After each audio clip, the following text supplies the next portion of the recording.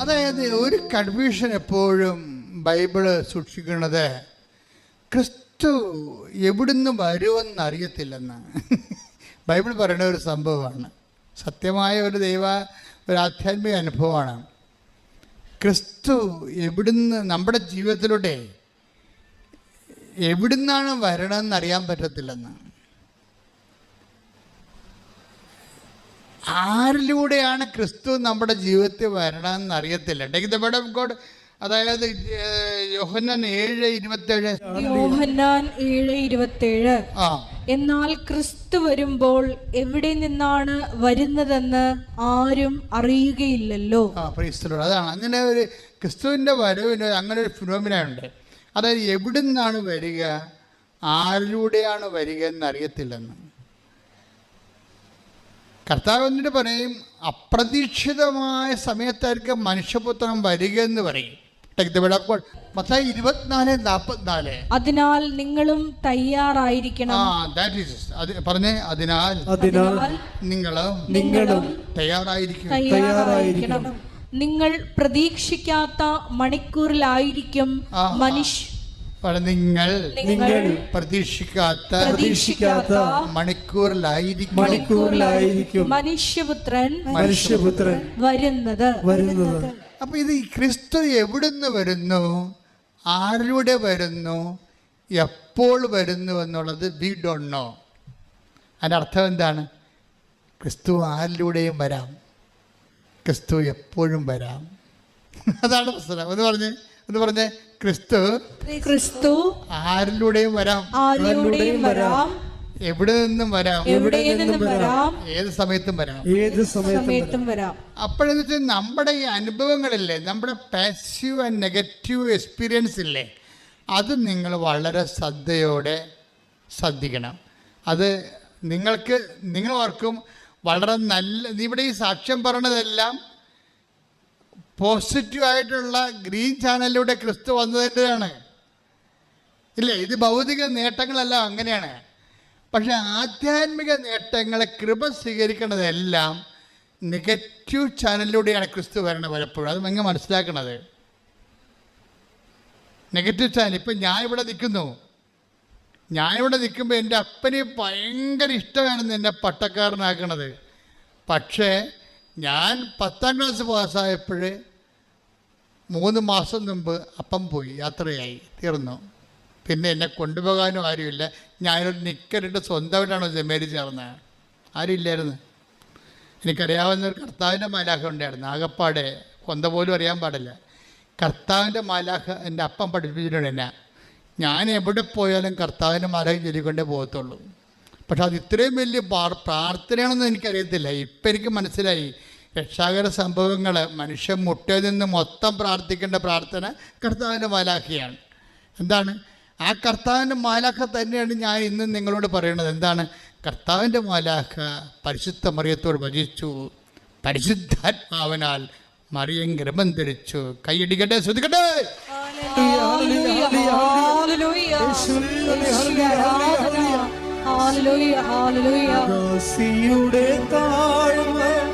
തൃക്കൺ പാർത്ത ഉന്നതൻ ദാസരെ ഉയർത്താൻ എഴുന്നള്ളുകയാ.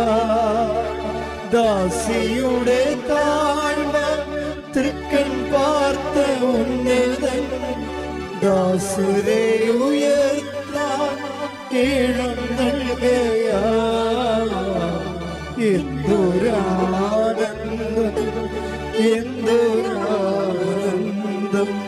അമ്മ മേരിയൊപ്പം ആരാധിക്കുമ്പോൾ.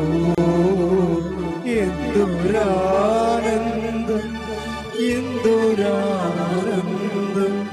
അമ്മ മേരിയൊപ്പം ആരാധിക്കുമ്പോൾ. പരിശുദ്ധ പരമദിവ്യകാരുണ്യത്തിന് ആരാധനയും സ്തുതിയും പുകഴ്ചയും ഉണ്ടായിരിക്കട്ടെ. അപ്പം മരിച്ചത് ഒരു നെഗറ്റീവ് കാര്യമാണല്ലേ, അപ്പം മരിച്ചത്. പിന്നെ എന്താണ് അതിലൂടെ ഉണ്ടായ ഇമ്പാക്റ്റ്? എന്താ എൻ്റെ അപ്പൻ്റെ മരണത്തിലൂടെ ഉണ്ടായ ഇമ്പാക്റ്റ് എന്താണ്? എൻ്റെ കോൺഫിഡൻസ് തകർന്നു പോയി. നിൻ്റെ അപ്പൻ മരിച്ചാലും നിന്റെ കോൺഫിഡൻസ് തകർന്നാലും തകരാത്ത ഒരു ആളാണ് ക്രിസ്തു. കൈയടിക്കട്ടെ, ശ്രദ്ധിക്കട്ടെ.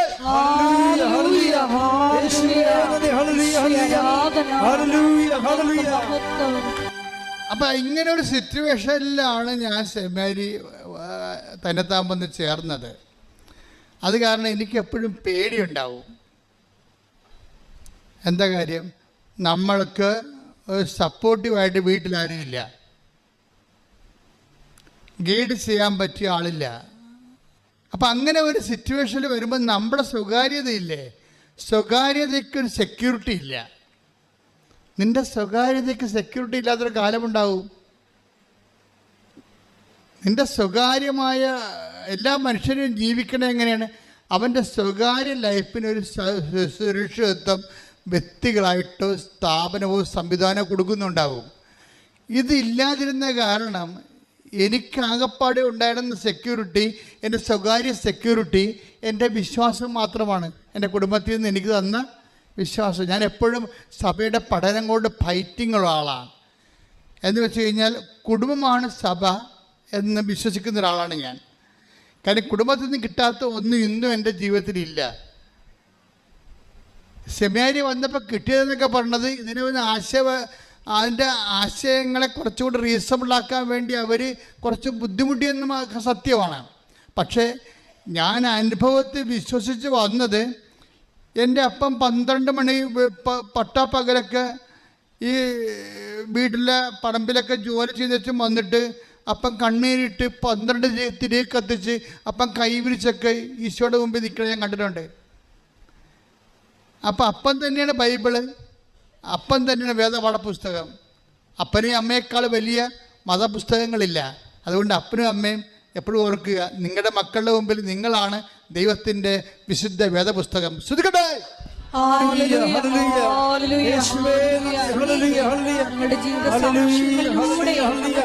മാതൃകയാകുവാൻ ആരാധനയിലൂടെ ഞങ്ങളെ അഭിഷേകം ചെയ്യണമേ.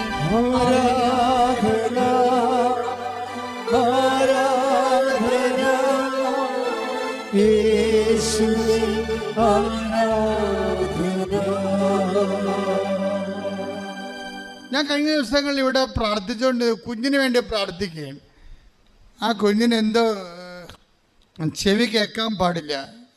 ആ കുഞ്ഞിന് വേണ്ടി പ്രാർത്ഥിക്കുമ്പോൾ എന്നോട് അമ്മ പറഞ്ഞത്, ചെവി മൊത്തമല്ല, അല്പം കേൾക്കാൻ പാടില്ല. പക്ഷേ അമ്മ എന്നോട് പറഞ്ഞത്, കുഞ്ഞിന് ഭയങ്കര പേടിയാണ് അച്ഛാ, ഇരുട്ടിനെ പേടി, സ്വരത്തിൽ സംസാരിച്ച പേടി, അതാണ് ചീട്ടൽ എഴുതി വെച്ചിരിക്കണത്. അപ്പം ഞാൻ പ്രാർത്ഥിച്ചുകൊണ്ടിരിക്കുന്ന സമയത്ത് ഞാൻ പ്രാർത്ഥന ഇടയ്ക്ക് നിർത്തി. ഞാൻ പറഞ്ഞു, തള്ളേ, ആദ്യം നിങ്ങളുടെ നിലവിളി നിർത്ത്. നിങ്ങൾ ആരാണ്? നിങ്ങൾക്ക് ഒരു അമ്മയാകാനുള്ള യാതൊരു യോഗ്യതയുമില്ല. കാര്യം ഞാൻ ഓൺ ദി സ്പോട്ടിൽ പറയത്തില്ല ആൾക്കാരോട്, പിന്നെ വെച്ചിട്ട് പറയാൻ നമുക്ക് ആളെ കിട്ടത്തില്ലല്ല. ഞാൻ പറഞ്ഞു, നിങ്ങൾക്ക് പ്രസവിക്കാനോ ഒരു കുഞ്ഞിനെ വളർത്താനോ ഒരു യോഗ്യതയുമില്ല. എന്താ കാര്യം? ഇവർ എന്തെങ്കിലും നിസ്സാര കാര്യമാകുമ്പോൾ തന്നെ ആനമൂത്രം പോലെ ഇങ്ങനെ നിലവിളിക്കാൻ തുടങ്ങും. ഈ പെറ്റ കുഞ്ഞ്, ആ കുഞ്ഞുനാൾ മുതൽ ഇവരുടെ കണ്ണും കരച്ചിലും കണ്ട് ആ കൊച്ചിൻ്റെ ആത്മവിശ്വാസം തകർന്നു പോയി. കുഞ്ഞിന് പേടിയായി. ഇനി ഇവർ വേണമെങ്കിൽ പേടിപ്പിക്കുകയും ചെയ്യും, പറഞ്ഞ് പേടിപ്പിക്കുകയും ചെയ്യത്തില്ല. മാക്കാമ്പന് കൊക്കോ എന്നൊക്കെ പറഞ്ഞ് ഇങ്ങനെ പേടിപ്പിക്കത്തില്ലേ? എന്തെങ്കിലും ചോറ് തെറ്റിക്കാനാണെങ്കിലും മുല കൊടുക്കാനാണെങ്കിലും കുടിക്കുക, നമ്മളെ പേടിപ്പിക്കുക. കുഞ്ഞുങ്ങളുടെ പേടിയെല്ലാം നിങ്ങൾ അമ്മമാരായിട്ട് പകർന്നിട്ടാണ്. പക്ഷെ ചില അമ്മമാരുണ്ട്, നല്ല ചങ്കൂറ്റം പോലെ നിൽക്കും. കൊച്ചു താഴെ വീണാൽ പോലും ആ തരതാഴ്ത്തുമെന്നുള്ളതാണ്. കൊച്ചുങ്ങളെ വീഴും, അതൊക്കെ തരതാഴ്ത്തുമെന്നുള്ളത്. നമ്മൾ ചെന്നാൽ മാത്രമേ നിലവിളിക്കത്തുള്ളൂ, അല്ലെങ്കിൽ ആ കൊച്ചു തരതാഴ്ന്നിട്ട് വരികയെ. നമ്മൾ എൻ്റെ അമ്മ മകളെന്നും പറഞ്ഞാൽ ഓടി ചെല്ലുമ്പോഴത്തേനും കൊച്ചു കയറാൻ തുടങ്ങും. നമ്മൾ ചെല്ലാനുണ്ടെങ്കിൽ കയറാൻ തുടങ്ങും കൊച്ചിനെ, കാരണം സ്വരം കിടും. നമ്മൾ മൈൻഡ് ചെയ്യില്ല. ആരും അമ്മ, നിങ്ങൾക്കറിയാമോ, അങ്ങോട്ടും ഇങ്ങോട്ടും കൊച്ചു നോക്കിയിട്ട് അങ്ങോട്ടും കൊച്ചു അമ്മനെ കണ്ടില്ലെങ്കിൽ തന്നെത്താഴ്ന്നിട്ട് വരും ആ സംഭവം. അപ്പം നമ്മൾ എപ്പോഴും ശ്രദ്ധിക്കേണ്ട കാര്യം, കുഞ്ഞുങ്ങളുടെ ആത്മവിശ്വാസം കെടുത്തണം ഒന്നും ചെയ്യരുത്, മാനുഷികമായ ഭാഷയെ പറഞ്ഞാൽ. പക്ഷെ ദൈവം തൻ്റെ പുത്രൻ നമുക്ക് നൽകുമ്പോൾ നമ്മുടെ ഈ മാനുഷികാവകാശം ചില സമയത്ത് ഡാമേജ് ചെയ്യും. അതിൻ്റെ ഉദ്ദേശം എന്ന് വെച്ച് കഴിഞ്ഞാൽ, നീ ക്രിസ്തുവിനെ സ്വീകരിക്കാൻ വേണ്ടി മാനുഷികമായ ഒരു അഹങ്കാരത്തിന് ക്രിസ്തുവിനെ സ്വീകരിക്കാൻ പറ്റത്തില്ല. താമറിനായാലും റൂത്തിനായാലും ഒക്കെ ഈ മനുഷ്യാത്മാവും ലോകാത്മാവും ഇത്തിരി കൂടുതലാണ്. അതുകൊണ്ട് മറിയത്തിൻ്റെ അടുത്ത് വന്നപ്പോൾ മറിയം ആണ് ഒത്ത ആളായിട്ട് ദൈവത്തിന് കിട്ടിയത്. മറിയം ചില്ലറപ്പുള്ളിയല്ലേ. മറിയം എന്തെങ്കിലും പറഞ്ഞാൽ സമയമായെന്ന് മറിയം പറഞ്ഞാൽ എന്തുകൊണ്ടാണ് കർത്താവും പറയണത് സമയമായെന്ന് അമ്മ പറഞ്ഞാൽ സമയമായി എന്ന് പറഞ്ഞാൽ എന്താ? മറിയത്തിനെ വിട്ടങ്ങനെ ദൈവത്തിന് ചെയ്യാൻ പറ്റത്തില്ല. എത്ര 4000 കൊല്ലത്തെ സ്ത്രീകളെ മുഴുവനും ഇൻ്റർവ്യൂ ചെയ്ത് മാറ്റിയിട്ടല്ലേ ഈ ആളെ എടുത്തിരിക്കണത്. അപ്പം ആൾ ചില്ലറപ്പുള്ളിയൊന്നും അല്ലല്ലോ. അതാണ്. പക്ഷേ ആളെ മനസ്സിലാക്കണം നമ്മൾ ആദ്യം. അപ്പം എന്താ സംഭവിച്ചതെന്ന് വെച്ചാൽ അമ്മ പറഞ്ഞു, അപ്പാ പറഞ്ഞതെനിക്ക് മനസ്സിലായി, ഇത് നല്ല റിസ്ക്കുള്ള പരിപാടിയാണ്, ഇത് 10-33 കൊല്ലത്തെ പദ്ധതിയാണ്, ഇത് ചോരയും കണ്ണീരും മാത്രമേ ഈ പദ്ധതിയിലുള്ളേ, ഞാൻ കുരിശിന് ചുവട്ടി വരെ നിൽക്കണമെന്നൊക്കെ എല്ലാം. കാരണം ഹൃദയത്തിൽ സംഗ്രഹിച്ചു എന്ന് പറയുമ്പോഴേ ടോപ്പ് വെളിപാട് നടക്കുമ്പോൾ അമ്മ ഉടനെ അതിനെക്കുറിച്ച് സംസാരിക്കത്തില്ല.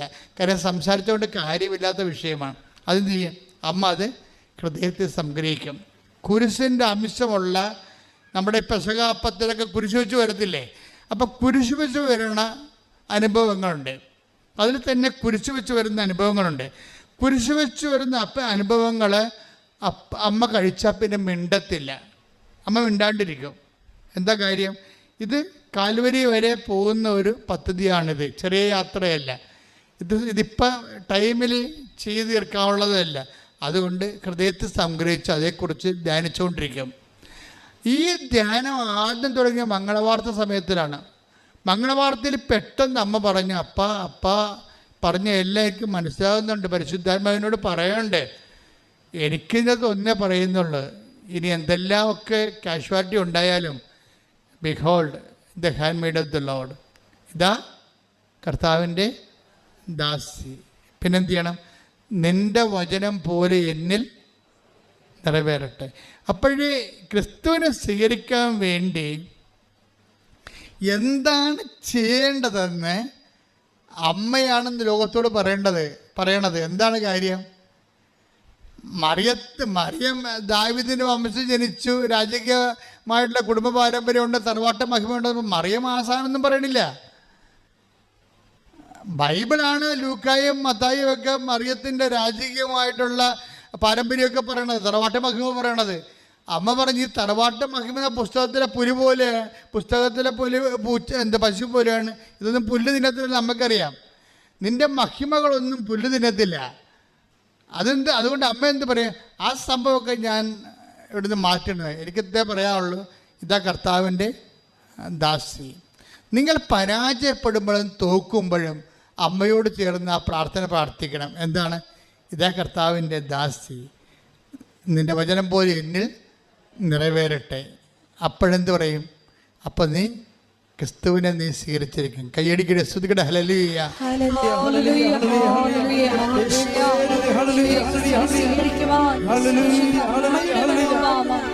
പരിശുദ്ധ പരമദിവ്യകാരുണ്യത്തിന്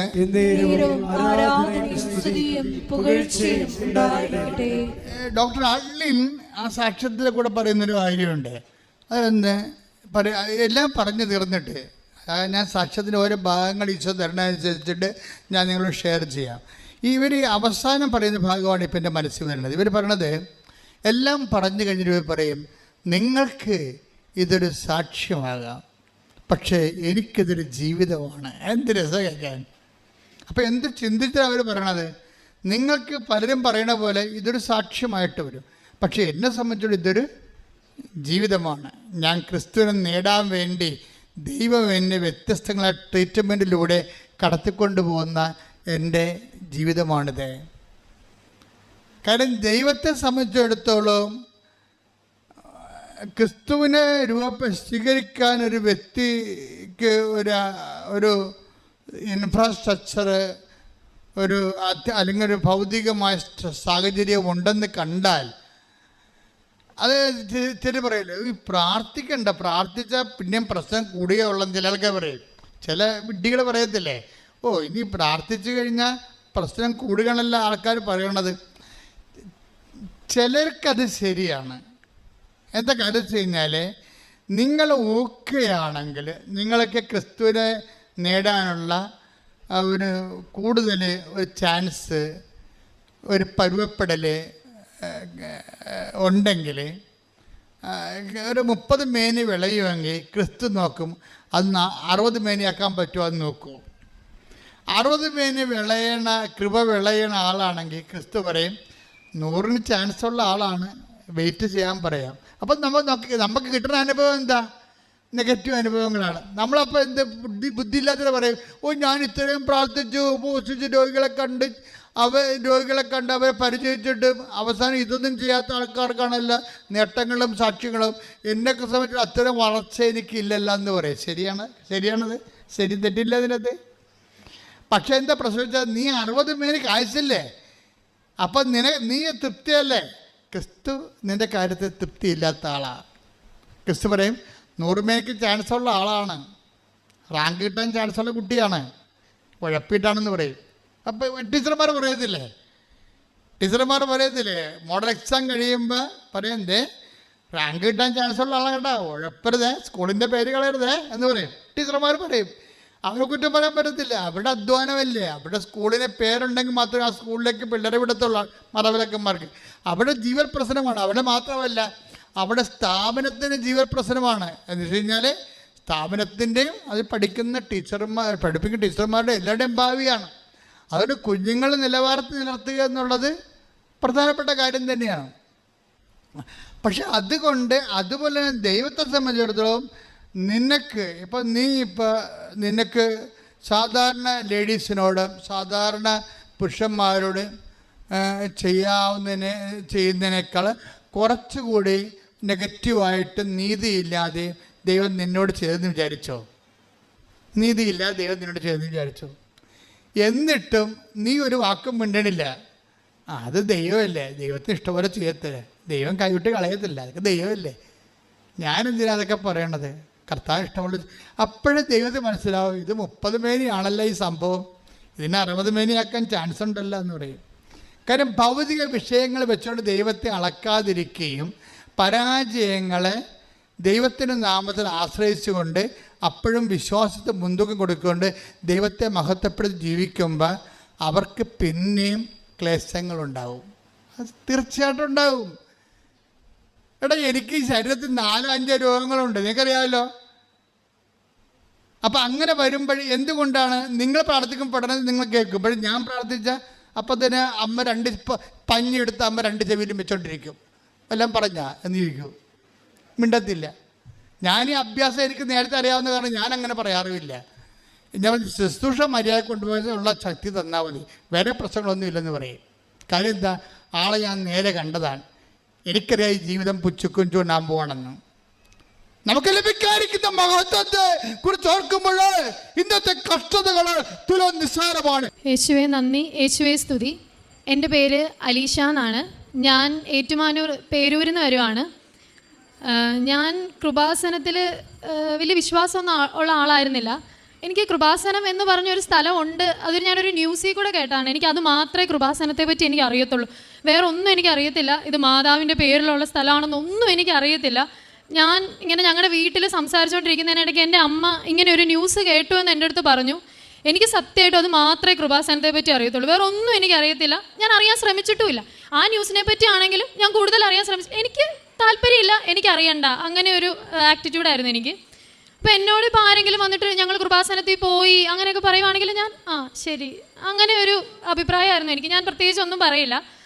അപ്പോൾ പക്ഷേ ഞാൻ ഇത് പരിശുദ്ധ അമ്മയുടെ നാമത്തിലുള്ളതാണെന്ന് പോലും എനിക്കറിയത്തില്ല. ഞാൻ പക്ഷേ ഭയങ്കരമായിട്ട് പ്രാർത്ഥിക്കും, ഈശോയോടും മാതാവിനോടും ഞാൻ ഭയങ്കര മുട്ടിപ്പായിട്ട് പ്രാർത്ഥിക്കുന്ന ഒരാളാണ്. അപ്പം ഞാൻ പഠിച്ച് കഴിഞ്ഞ് എൻ്റെ ഇൻറ്റേൺഷിപ്പ് തീരുന്നതിനൊരു 1 മാസം മുമ്പ് തന്നെ എനിക്ക് ജോലിയൊക്കെ കിട്ടി. അങ്ങനെ ഞാൻ ജോലിയിൽ പ്രവേശിച്ച് കുറച്ച് കഴിഞ്ഞപ്പോൾ എനിക്കൊരു ഐഡിയ വന്നു, നാട്ടിൽ നിന്ന് ജോലി ചെയ്യണ്ട, പുറത്തോട്ട് പോയേക്കാം എന്നൊക്കെ എനിക്കൊരു ആഗ്രഹം വന്നു. ഞാൻ ഭയങ്കര കാര്യമായിട്ട് മുട്ടിപ്പായിട്ട് പ്രാർത്ഥിച്ചു. ഞാൻ ജോലിക്കിടയ്ക്ക് പോയി IELTS അറ്റൻഡ് ചെയ്തു. IELTS എനിക്ക് ഒറ്റ എഴുതി തന്നെ കിട്ടി. എല്ലാം ഭയങ്കര സ്മൂത്തായിട്ട് പോവുക. ഞാൻ ഭയങ്കര ഹാപ്പി ആയിരുന്നു. പക്ഷേ ഞങ്ങൾ ലോൺ എടുത്തിട്ടായിരുന്നു ഫീസൊക്കെ അടച്ചിരുന്നത്. ഞങ്ങളുടെ അത്രയും പൈസയൊന്നും ഉണ്ടായിരുന്നില്ല. അപ്പം ലോൺ എടുത്ത് ഞാൻ ഫീസൊക്കെ അടച്ചു. അങ്ങനെ സെപ്റ്റംബർ 16 ആയപ്പം ഞാൻ വർക്ക് ചെയ്യുന്ന സ്ഥലത്ത് 1 വർഷമായി. അപ്പം ഞാൻ എല്ലാം കൊണ്ടും എനിക്ക് നല്ലൊരു സമയമായിരുന്നു. കാരണം ഞാൻ ആ സമയത്ത് ഞാൻ ഒരു 2 മാസം മുമ്പ് ഇത് തീരുമാനിച്ച് ഈശോയോട് പ്രാർത്ഥിച്ച് ഞാൻ റിസൈൻ വെക്കുന്നത്. അങ്ങനെ ഞാൻ റിസൈൻ വെച്ചു. അതിനു മുമ്പ് സെപ്റ്റംബർ 5-ാം തീയതി ഞാൻ വിസയ്ക്കും അപ്ലൈ ചെയ്തായിരുന്നു.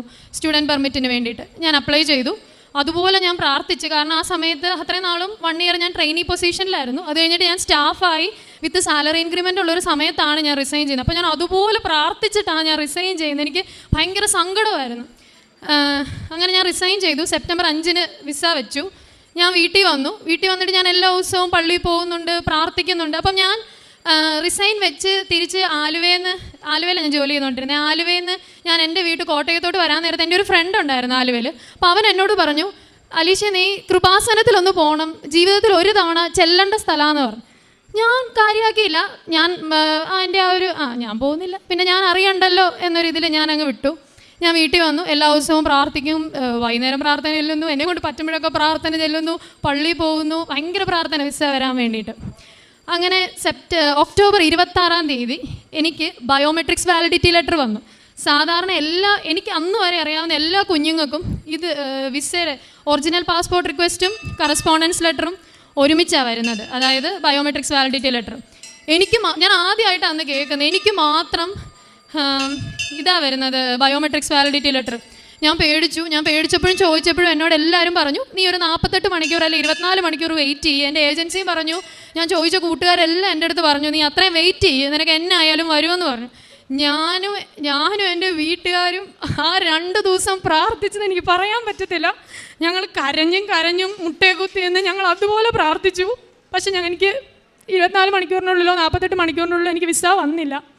അപ്പം കുറേ പേര് എന്നോട് പറഞ്ഞു, ഇത് അപ്രൂവൽ ആയിരിക്കും ഇടയെന്ന് പറഞ്ഞു. കുറേ പേരെന്നോട് പറഞ്ഞു ചിലപ്പോൾ ഇത് റെഫ്യൂസൽ ആയിരിക്കുമെന്ന് പറഞ്ഞു. അപ്പോൾ എനിക്ക് അപ്പടി സങ്കടമായി. കാരണം ഞാൻ എൻ്റെ ഉള്ളൊരു ജോലി കളയുകയും ചെയ്തു. അതുപോലെ തന്നെ ഞാൻ ലോണും എടുത്തു. എങ്ങനെ അടയ്ക്കുമെന്ന് എനിക്ക് അറിയത്തുമില്ല. എനിക്ക് ഭയങ്കര വിഷമമായി. അപ്പോൾ ഒരു തീരുമാനവും വരാതിരിക്കുവാണ്. അക്സെപ്റ്റും ചെയ്യുന്നില്ല, റെഫ്യൂസും ചെയ്യുന്നില്ല. പക്ഷേങ്കിൽ അപ്പം എനിക്ക് ഭയങ്കര പേടിയായി. ഇത്രയും പൈസയൊക്കെ അടച്ചിരിക്കുന്ന എനിക്ക് ഇതിനെപ്പറ്റി ഒരു അറിവുമില്ല. അപ്പം എനിക്ക് വേറൊരു കൂട്ടുകാരുണ്ട്, ബിൻസ. അപ്പോൾ അവൾ എനിക്ക് ഒരു ദിവസം രാവിലെ എഴുന്നേറ്റപ്പം അവൾ എനിക്ക് കൃപാസനത്തിൽ രമ്യ എന്ന് പറഞ്ഞൊരു ചേച്ചിയുടെ സാക്ഷി എനിക്ക് യൂട്യൂബിൽ അയക്കുക. ഞാൻ പള്ളിയിൽ കുർബാന കൂടിയിട്ട് വന്ന് ഞാനതെൻ്റെ വീട്ടിൽ ഉറക്കെ പ്ലേ ചെയ്തു. വേറെ ആരും ശ്രദ്ധിച്ചെന്ന് എനിക്കറിയത്തില്ല, ഞാനത് കേട്ടു.